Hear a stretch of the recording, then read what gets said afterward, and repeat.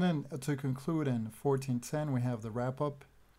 We learned that the Baxter simulation is in fact a very realistic simulation, and it can be extremely useful for algorithm development when we want to do something with the real robot.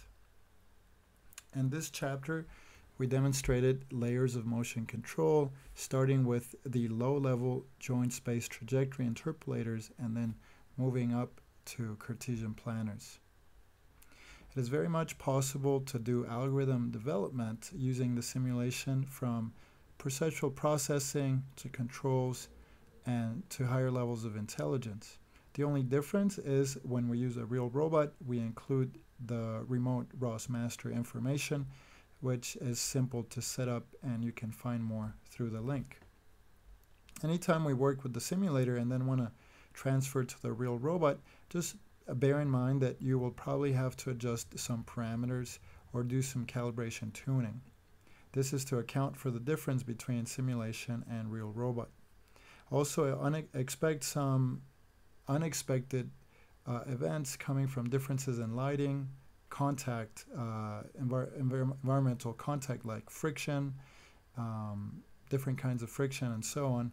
And then also errors from your sensor models.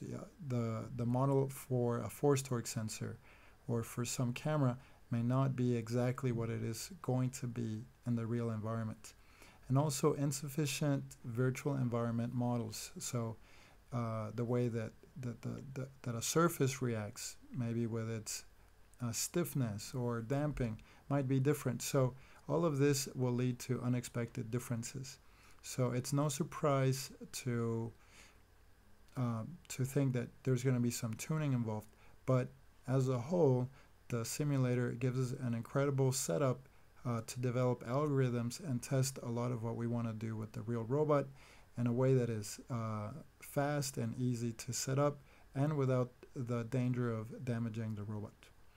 So this lecture was long, but I hope that you feel much more familiar with the Baxter robot and all the possibilities that come from a more realistic simulation environment. Take care.